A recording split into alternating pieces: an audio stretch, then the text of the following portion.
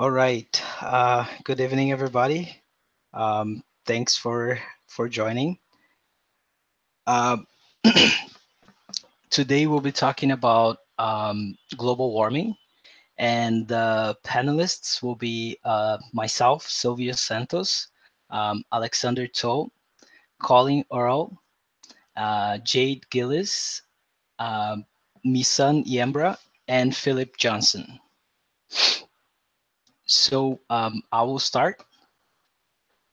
Over the past few decades, more exactly 50 years, the global average temperature has increased in a fast pace, breaking all records in history. And scientists say this trend is accelerating. According to NASA, the hottest years in the past century have occurred since the 2000s. So, how can we reduce global warming? Uh, Global warming is a big deal, but it seems not to get the attention it deserves. If you follow the news, you probably have heard uh, of the global warming. That global warming is a hoax, which is an absurd, taking in consideration that many scientists around the world have studied and proved that global warming is as real as it gets. I believe the reason behind politicians and lawmakers not wanting to accept the issues related to climate change is money.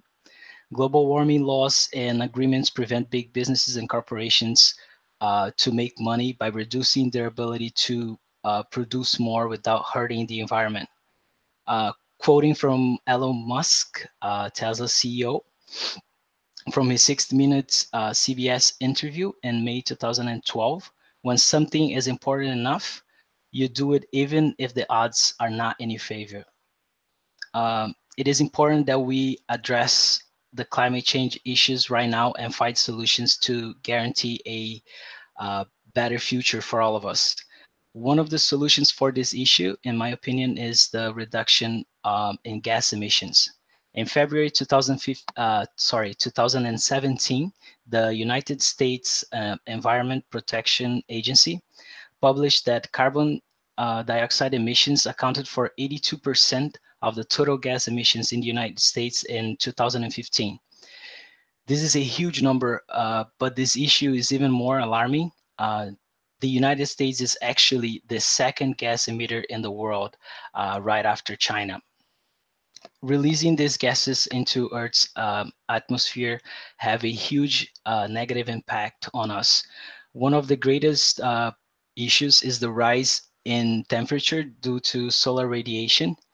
By raising Earth's temperature just by a minimum can cause like a great catastrophic events such as floods, sea level rises, tsunamis, hurricanes, and many others.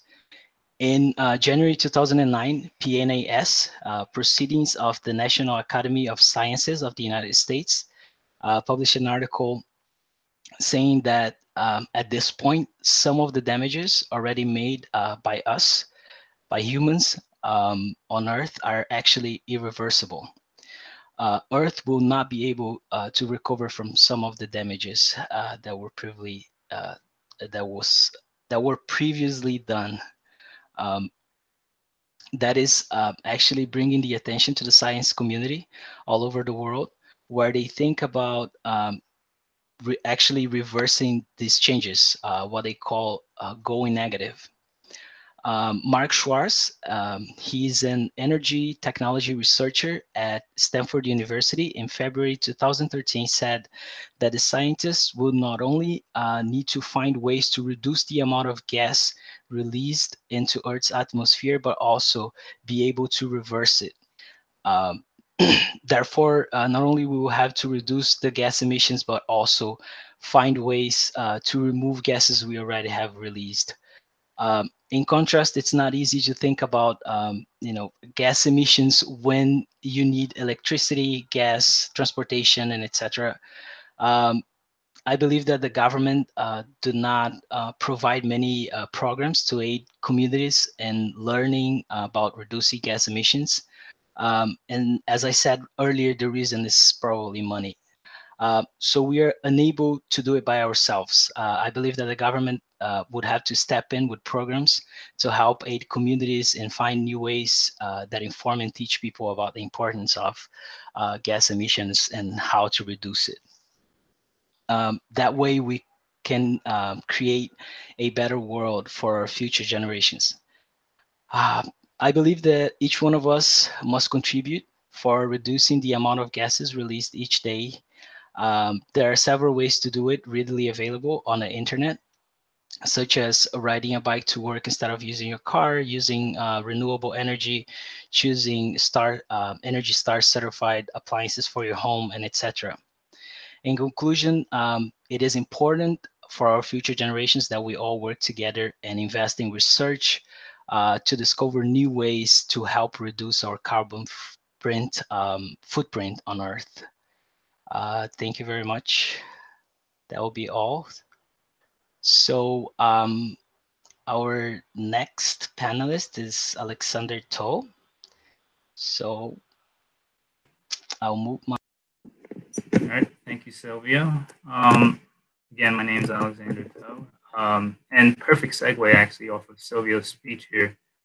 Uh, as he said earlier, China's number 1, U.S. is number 2 in the top 3 for the global emitters of CO2 or greenhouse gas emissions. The EU collectively brings in the top 3, and all 3 of them together bring in actually more than 50% of the world's emissions. The top 10 countries, according to the World Resources Institute study, says that they bring in 75% of the global emissions. Silvio pointed out some of the effects that we know global warming has on the planet, and it's pretty standard across the board. NASA, EPA, UN, and other non-governmental and other governmental organizations all agree on it, that there are adverse effects that are happening to the planet. So how do we mitigate these adverse effects? As we can see, global warming is on a global scale, so it's a real world complex problem. So the solution or the approach has to be on the same scale in a multifaceted approach, implying that it has to be a real team effort with all players in the game, or at least top 10 countries, that top 10 emitters have to be cooperating with each other. So this multifaceted approach as a solution has to be, in my opinion, policy driven, because it has to establish a framework and facilitate coordinated actions, so then we can all work towards mutual goals to solving or to mitigate global warming. So what do we have going on now and possibly down the line in the future? China, the number 1 emitter right now, according to the American Chemical Society and several other news sources, actually just began their carbon cap and trade program back in December, which is pretty much where power plants or organizations that have a need for energy and produce emissions, they're given an annual emissions cap. So if they don't reach that cap, they'll have a surplus that they can actually sell off to other organizations, or vice versa. If they produce more emissions, they'll have to buy some more from those organizations that have a surplus. What this can do is facilitate resource management within those organizations, so that can lead to more efficient energy production or use and delivery, or even possibly exploring other means of energy. In the US right now, they have an initiative called the Regional Greenhouse Gas Initiative, or RGGI, which is a group of 10 states in the Northeast that together they're collaborating to come up with methods to reduce their annual CO2 emissions.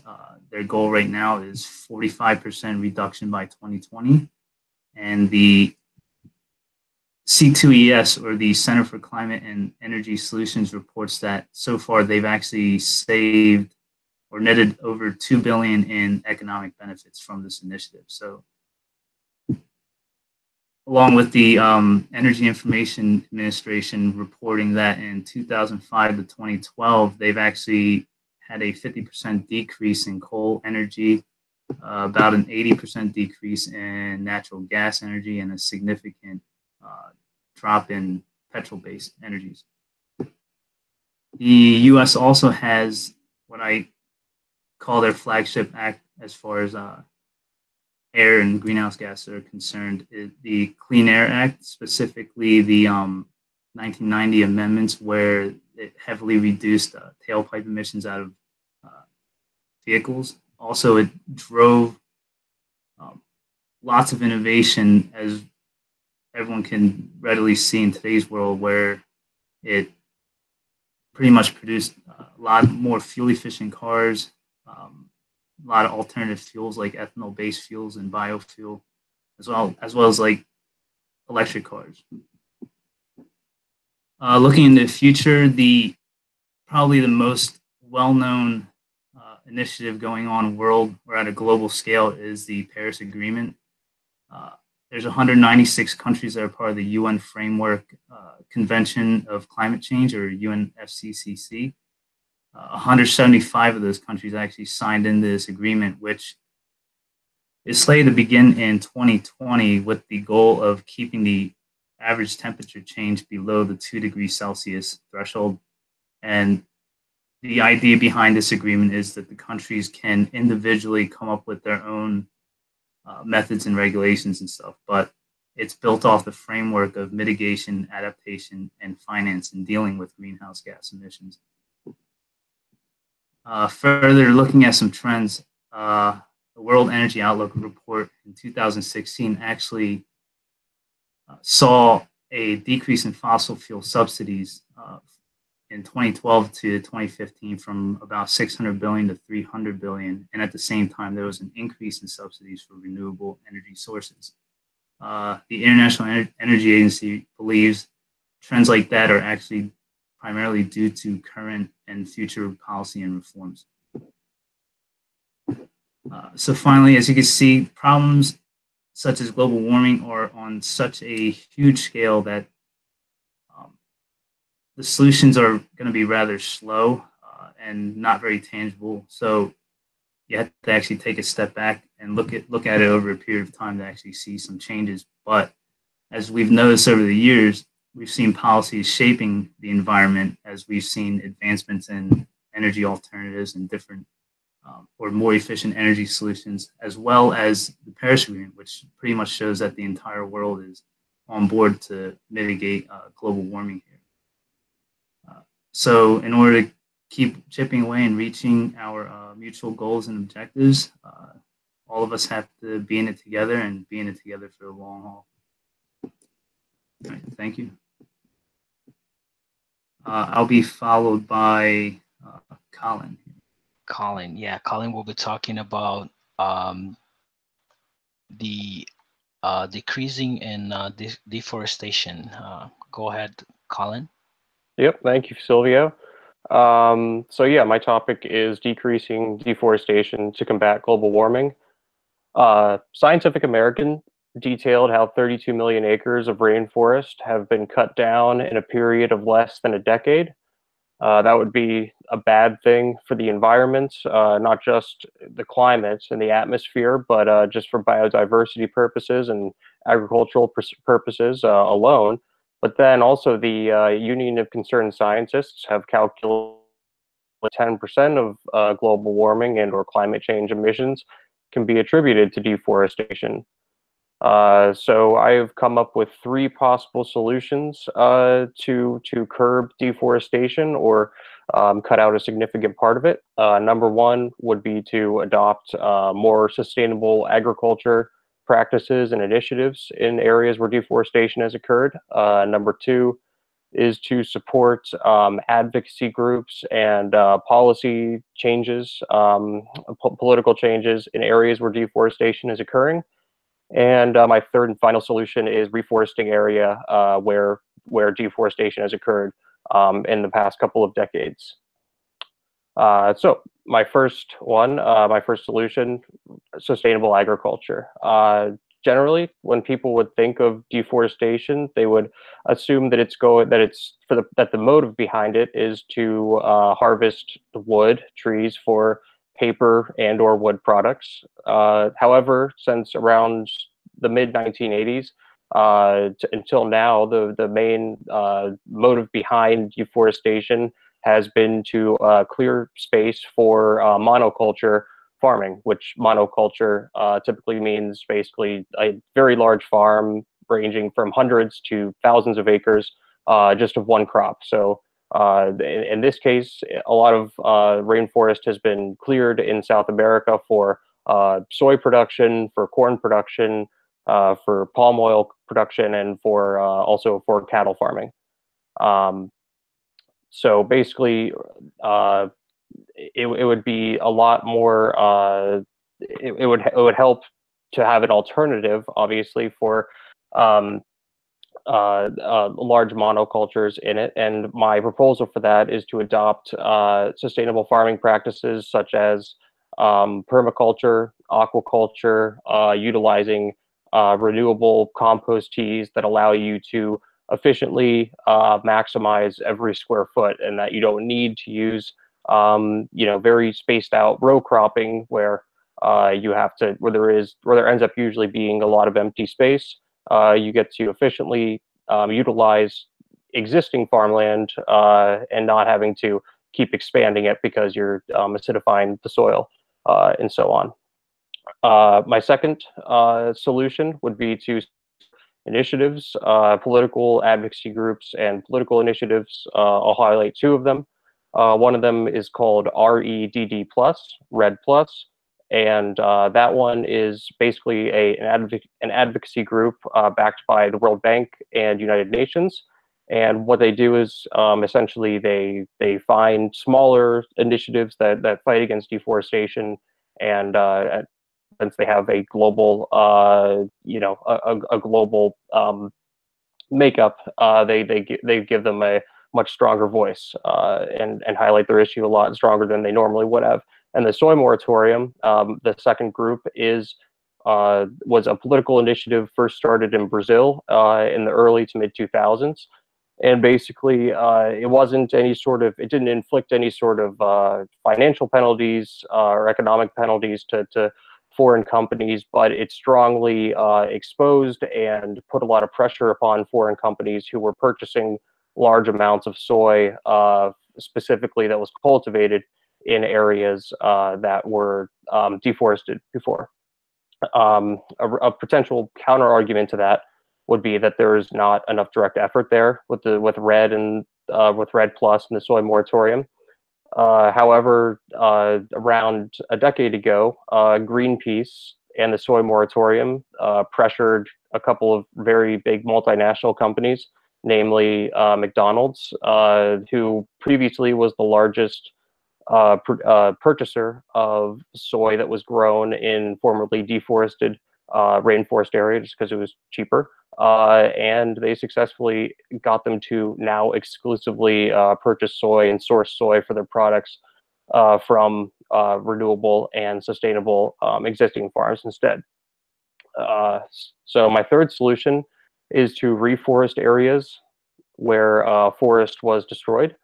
NASA has detailed actually how a tree can contain more carbon than 10 years of a single human's greenhouse gas production.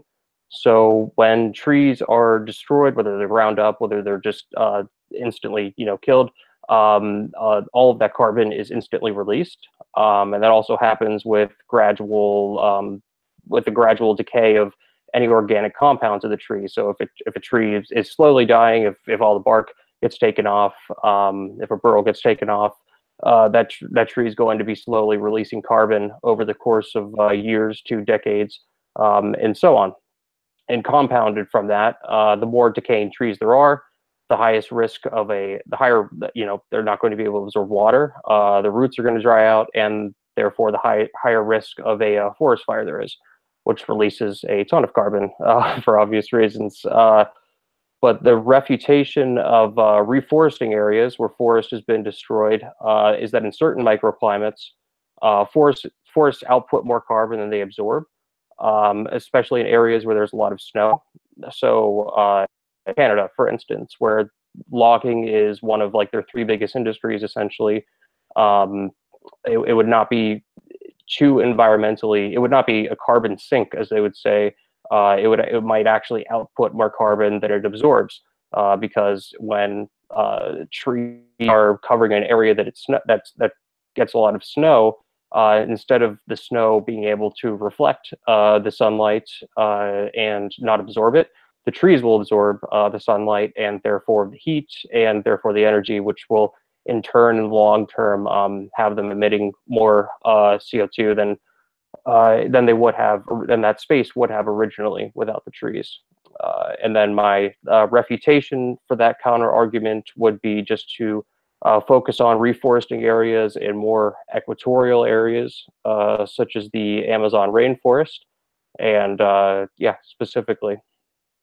So those are my three solutions for curbing deforestation.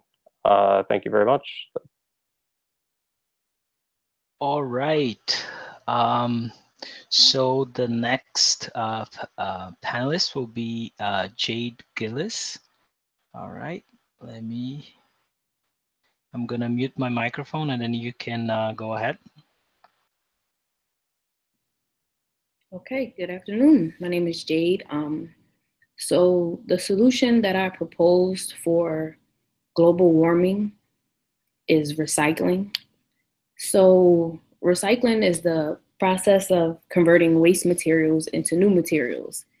And when you convert waste materials into new materials, basically you're helping to lower the greenhouse gas emissions, as that issue was mentioned before for global warming. So the way that recycling basically helps with global warming is that it'll reduce the consumption of fresh raw materials, which will result in the reduction of energy usage as well as air pollution and water pollution. So the main site basically that I kept coming up with was the EPA when looking up recycling. So the EPA pretty much did was just, it gave a lot of stats on how recycling basically helps energy. So one of their stats was that producing 40,000 tons of plastic bottles, it basically requires the energy equivalent to 13 million gallons of gasoline. So you can only imagine how if you just use recycled materials, how that can be drastically reduced. So a way that they basically put that into action was a place in North Carolina, it's Salisbury, North Carolina. So this city basically used, they use recycled bricks and brick pavers to basically build some, for their building projects. And it's called the green leaf brick. So it's made up of 100% recycled material. So in looking up recycling, I know it was said that it's a national problem, but it basically can be combated at a local level. And on that local level, it's called the waste hierarchy. So it's something that we see on like things that we use on a daily basis. It's the recycling triangle, and it's called reduce, reuse, recycle. So this waste hierarchy, it basically talks about what we do on our daily basis and how we can reduce our carbon footprint. And the way that we can basically reduce our carbon footprint is, when you're printing something out, use both sides of the paper, or instead of using a paper napkin, using cloth napkins, or just something as simple as removing your name from a mailing list so that you're not receiving unnecessary mail on a daily basis. And they just list, they just basically have a list of things that we wouldn't otherwise think of, because we just go about our lives and we just do things and we're just constantly in rotation on a daily basis. So there's a site called Grassroots Recycling Network, and their philosophy is basically, it involves zero waste. So their zero waste is basically a solution that maximizes recycling it minimizes waste and reduces consumption. So they also basically just say that recycling, they identify recycling as a more effective way of saving energy by, you know, making products from used material. And basically, in order to increase our national recycling rate from its current level of about 28% to 35%, we would have to reduce greenhouse emissions by like 9 million metric tons.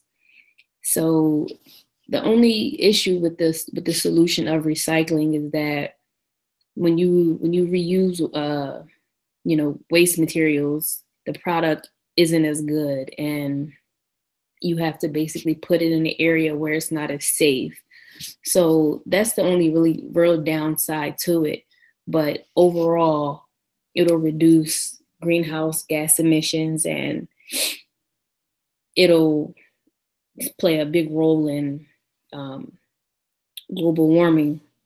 So in conclusion, basically, instead of disposing waste and in a way to implement the reduce, reuse, recycle, it'll help our atmosphere. So the production and transport and disposal of solid waste, it'll lead to reducing greenhouse gas emissions. So the atmosphere of the earth will basically, it'll be in a better stage to, you know, not have the temperatures rising and sea levels falling, and, you know, the local levels will basically become state, and then it'll be national. So overall, recycling is definitely a good solution leading towards helping global warming. Thank you. That is the speech. All right. So the next panelist will be Misan Yembra, and she'll be talking about clean energy. You can go ahead. Thank you, Silvio. So like he said, another solution to reduce global warming would be to have majority of our energy come from clean sources. Now, what I mean by clean sources of energy are those energy sources that are eco-friendly because they leave no carbon footprints and do not contribute greenhouse gases to the atmosphere, which essentially is the cause of global warming, like my teammates have explained. So these clean energy sources are also renewable and in abundance. And some examples are solar energy, which is energy that is generated by the sun, wind, water, geothermal energy, bioenergy, and hydrogen and fuel cells. Now, according to the US Energy Information Administration, petroleum currently provides the largest fraction of primary energy supply in the US and in the world. Countries like Saudi Arabia, the United States, and Russia are producing over 10 million barrels per day individually. And natural gas comes in second, followed by coal. And this is because transportation of goods and people depends mostly on petroleum, well, actually completely on petroleum. And the materials used for operating the combustion of cars, trucks, planes, trains, all come from petroleum. And even other materials and consumer goods like rubber, plastics, and basically cosmetics and medicine use the feedstock that is supplied by petroleum refineries after they have processed the crude oils. So we can see that petroleum is very important in the world that we live in today. However, its impact, along with the impact of coal and natural gas, are more important issues that we must face. So the energy sources like petroleum, coal, and natural gas release toxins like greenhouse gases into the atmosphere, which creates a danger to humans and our ecosystem. Major oil spills that have occurred in the last few decades have caused severe damage to the aquatic life. And even natural gas that is sometimes considered like a fairly clean source of energy, because it only produces half of the carbon dioxide that coal produces, still causes groundwater pollution. And the groundwater pollution may be responsible for earthquakes in areas that do not normally experience such disasters, like the Midwestern region of the United States. And so these are only a few negative impacts among many. Now, if majority of our energy production is clean energy, there would be less worry about contributing to global warming and damaging the environment. For example, the Union of Concerned Scientists Organization have calculated that burning coal to generate electricity produces 1.4 to 3.6 pounds of carbon dioxide per kilowatt hour. And wind, on the other hand, would only generate about wind energy would only generate about 0.02 pounds of carbon dioxide per kilowatt hour. And so we can see that this is a major difference. And in the United States, 29% of our global warming emissions come from electricity. So using clean energy like wind or solar will decrease that percentage greatly. An analysis by the Union of Concerned Scientists shows that if 80% of our electricity generation in the US comes from renewable energy, we can reduce the global warming emissions that come from electricity by 81%. And like, I know that 80% use of renewable energy to generate electricity may seem like a stretch and might not happen for decades to come. But even a 25% use of renewable energy to generate electricity can lower carbon dioxide emissions by 277 million metric tons annually. And this is considered a possibility by 2025, which is not too far off. So even though a 25% use of renewable energy would make a difference, the ultimate solution to, I guess, like combating global warming would be a major use of renewable energy. So a limitation to this solution, though, is the cost of research and development that is required to improve the performance of clean energy.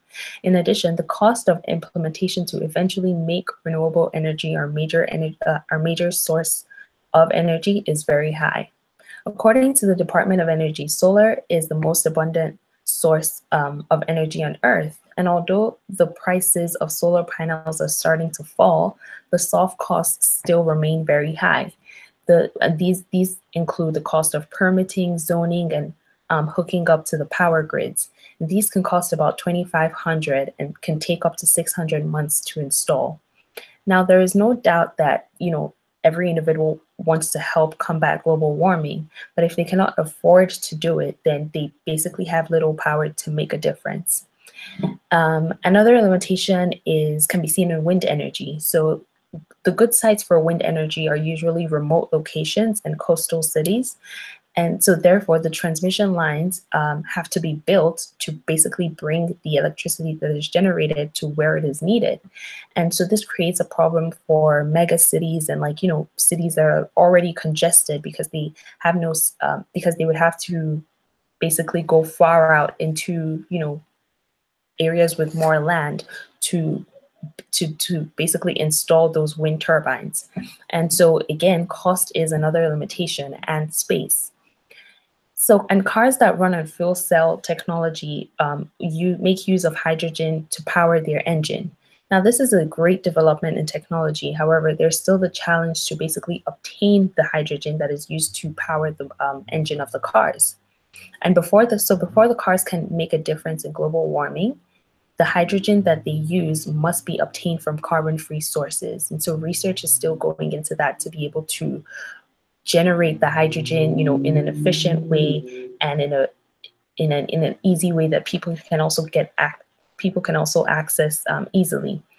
So in addition to the fuel cell, the car also has to be light and cheap, but also durable and powerful enough for the engine to run. And so, this is also a challenge that requires more research for the people for the scientists to look into and, I guess, develop that technology and then,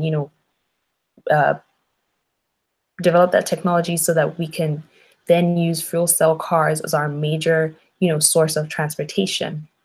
So a lot of government support would be needed to basically help in that research aspect because of the cost, like I mentioned. And already, according to the U.S. Department of Energy, the U.S. has already installed 27 4.4 gigawatts of solar energy as of 2015.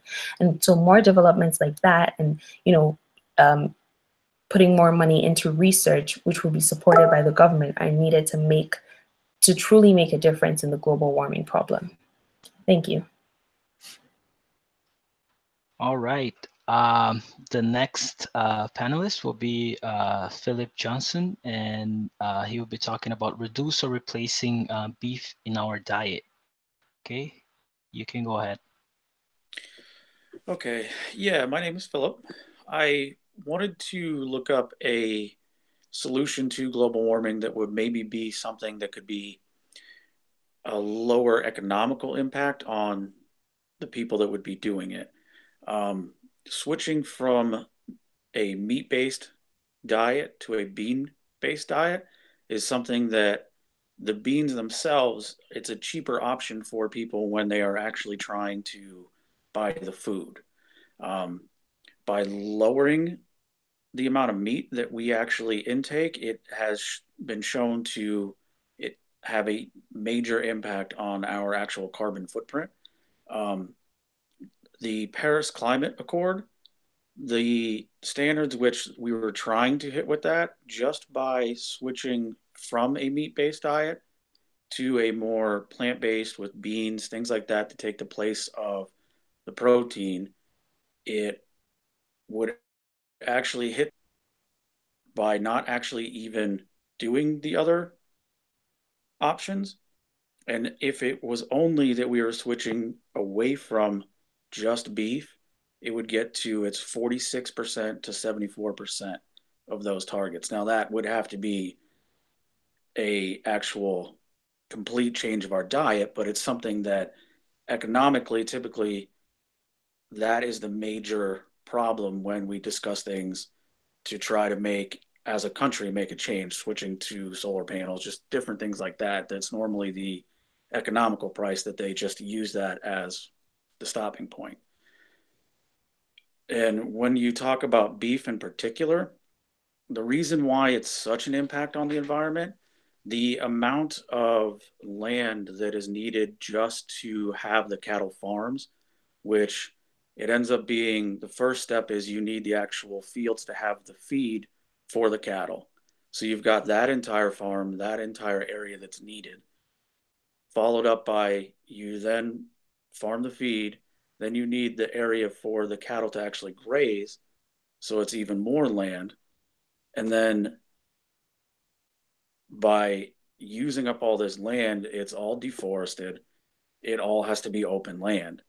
So that contributes to deforestation. The cattle actually produce also methane gas, which then impacts gas emissions on the globe. And the United Nations actually said the amount of land needed for all of these different steps, that it actually is tied up with, for the globe, 1/3 of the land on the globe is used up just for cattle, just for the grazing, for growing feed for just cattle. And the problem that we run into with that is beef as a food source is a very inefficient form of giving people like a caloric amount of food for what you're putting into it. So the amount of feed you're putting into that could be feeding actual people, the amount of food, the amount of feed that cattle actually intake, it is way more than we get out of actually eating the beef, because the amount they eat compared to what we get out of it is the amount is just way off. The positive changes for this, to go with our changes to our environment, it would be also for the health of all the individuals you would switch to it, which is one of the things that you could use as a positive influence to get people to switch. In doing this, you would be impacting people with diabetes, with heart disease, all of these different diseases related to their diet, that by slowly switching over to this, you could show it to be possibly a health impact, so that you could get them to come along with the environmental impacts we would have. I was actually able to find a school in Oakland that had switched away from a meat-based diet to a plant-based diet. And they talked about over 1 year, it actually led to $42,000 in savings for them. And it also lowered their carbon footprint just for the school by 14%. And that was just switching away from meat. They still were having some chicken, some things like that, but they tried to stay away from just red meat, beef, things like that. So it can be an economical impact as well as an environmental impact. And I think that would be the sticking point that you might be able to push it a little bit more. My idea for how you would implement it would be to slowly put it in public schools, because you would be able to put it into elementary schools where it wouldn't be as much pushback.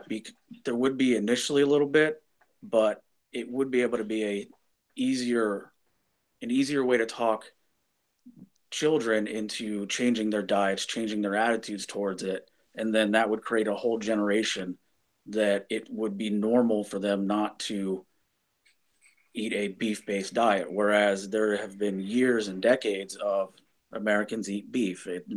There was a whole commercial, beef, it's what's for dinner, around that. So I think it's an easier way to ease into that, to change it.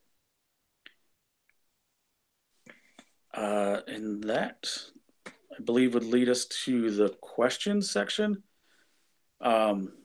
My idea for this was that we would just kind of go right back to the start, and then if anyone has questions for Silvio, we'd go from there and go back through.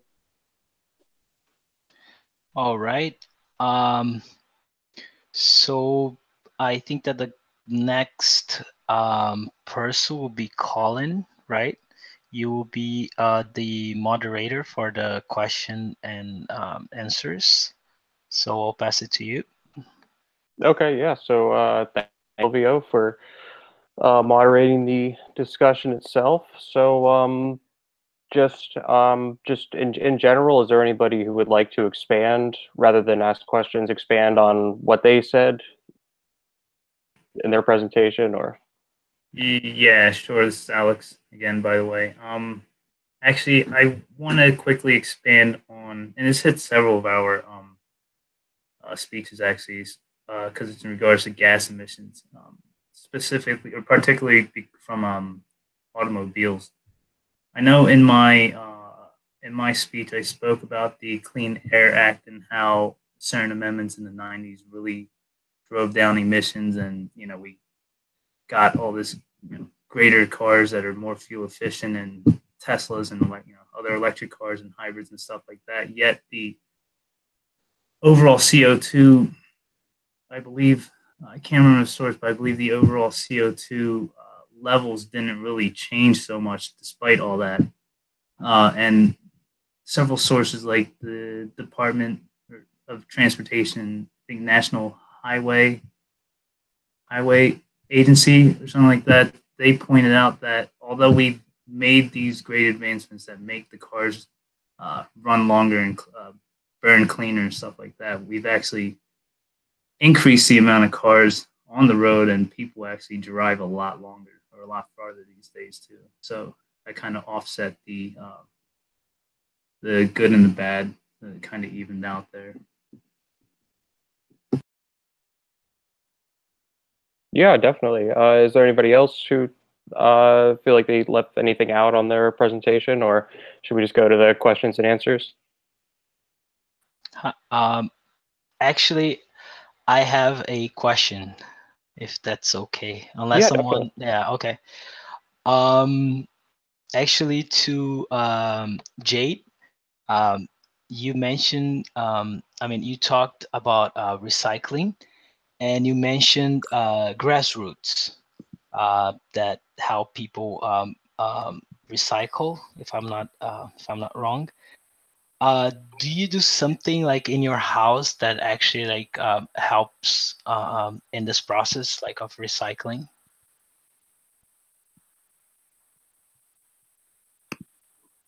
I caught like part of your question, then it faded out. Okay, let me repeat. So you mentioned about grassroots and Mhm. how it helps people in the recycling process. And I would like to know if you do something in your home that actually to help in this process. Okay. Actually, yes. So I live in a apartment complex right now. And when I moved into the complex, they actually like gave me a recycling container. So when you go like down to the trash room, there's like a list of things, and it tells you like the things that you can recycle, the things that you shouldn't like throw into the recycling bin. So it's actually something that I've like just been doing like just growing up when I was a kid. That was like one of the things that the city did per se. And if you didn't recycle some things, like it was something that you could get fined for. So just like, we kind of familiarize ourselves as kids, and we just do things as adults as well. So it's definitely something that I've been doing for a while now, which is just like second nature to me, I guess, pretty much as far as recycling. Okay, cool. I was curious since you mentioned the grassroots. I live in New York, and actually in my building, um, even though we have I do it, but I see that a lot of people, they don't care. Not only in my building, but actually also in at work. They don't care. They just don't care. They just throw everything in the same place. Right. All right, thank you. Okay, does anybody else have any questions for Jade's presentation? I actually had a question. Well, correct me if I'm wrong, but you kind of said that you have to reduce greenhouse gases to be able to increase recycling. Why is that? Um, Time. Was your question? Do you have to reduce the greenhouse gas emissions in Yeah, order to? yeah, because I feel like you mentioned that, so I was just wondering, like, how that works. Like, why do you have to reduce greenhouse gases to increase recycling? Well, I mean, I was saying like so in looking up on grassroots recycling on their website, they were basically identifying recycling as a more effective way of saving energy by making products from using materials which in turn would generate less greenhouse emissions. So recycling more, and you're instead of producing all these new products from new material, and you're just reusing things, then overall you'll reduce the greenhouse gas emissions. Okay, that makes sense now. Thank you. You're welcome. Does anybody else have a question for her?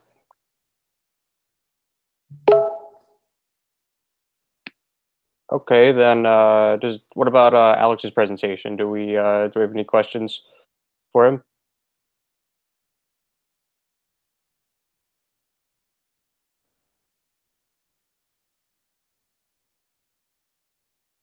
All right. What about Philip's presentation about changing our diet? I thought that was particularly interesting. I mean, is there I had a question myself actually about that. So basically, you mentioned the school in Oakland that changed their diet kind of through that. Do you think that like and you also mentioned how it's so like ingrained in culture, like whether it's commercially or politically or whatever? Do you think that it's actually like feasible? Do you think that people's attitudes could be changed, on such a significant thing that constitutes for some people like a third or like half of their diet? I do think it would be very difficult with the adult population, just because if I know personally, a lot of people I know eating a steak, that's like the thing that they just look forward to. Whereas that's my idea was that if you started with the younger population, starting with public schools, like just children, that you might be able to actually change that. But it's definitely it's more long term thinking of trying to change an entire population's thought process. So that's kind of why I thought stick more to younger generation, you might be able to actually impact them to change just their thought process. Because that's the thing, is when I tried to find, there weren't any sort of initiatives for an adult population that I saw. And it was only little things here and there, like that school. Yeah, I definitely like that. I mean, I like global warming, combating techniques that are actually practical and realistic, and I definitely feel that that's that. Does anybody else have questions for Philip? I have a question. Me personally, I don't eat meat. It's been that way for like a couple of years now. But I mean, like you were saying that it was, I guess the money wise, like they say 42,000. So just knowing how I shop and buy food, I wouldn't like. Did it say if they were like buying organic food, or was it just more so like just the plant based? Like, how did that work? Because I know that when you start to get into the organic side of, not eating meat, it can get pretty expensive. Yeah, I think that's why they tended to stay more, it's more towards plant-based. And ideally, I know everything I've seen, it kind of sticks around beans being the main meal item because it tends to be lower priced. Because I mean, fruits, vegetables in our country, just because they mostly have to get shipped from so far away, they tend to be a little bit more higher priced. And like you said, when you get in the organic section, then that can go up even more. So from what I saw from the school, it was more bean based as being that main item. Okay. Okay. Cool. So in the interest of time, we should probably move on. What about Misan's speech? Does anybody have any questions for her? Just a clarification question. I think I heard you said solar panels takes. I want to say it was is kind of not mistyped, but yeah, you said 600 months to install. Oh no, I said 6 months. Did I say 6 months? Oh no, did I hear? Okay, never mind. All right. Yeah, it's apparently like the prices of solar panels are becoming cheaper, but the time it takes to like get the permits and like the zoning and the like hooking up to the power grids and stuff apparently takes about like 6 months. Yeah. Thank you. So does anybody else have any questions for it?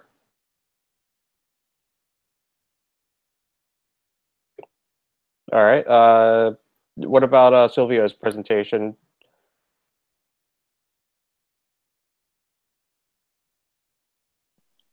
I actually had a question, and this was just, I actually had just recently saw, and this is only in the last day or two, that the emissions for cars, they're looking at pulling back on the rules on that, where they were trying to get it up to like 50 miles per gallon. I didn't see the year they're trying to get that to, but just that they're rolling back those rules. I didn't know if you had seen that too.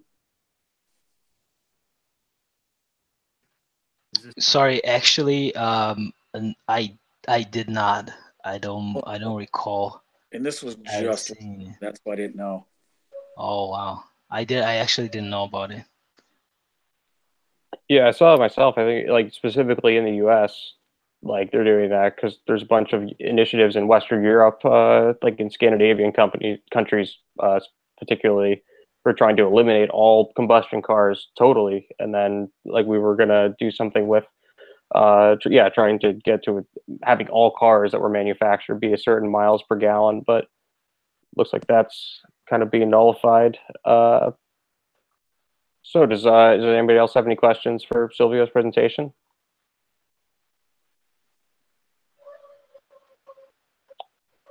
All right. What about finally my presentation?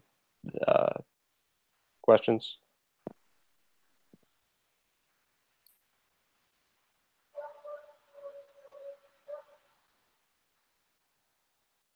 All right. I think that's it. So that concludes the question and answer portion of this. Thank you, everybody, for your presentations and for questions, answers, everything. All right, thank you. It was great. All right, thank you very much. See you later. All right. All right, thanks everybody. All right, thanks. Thanks. Bye.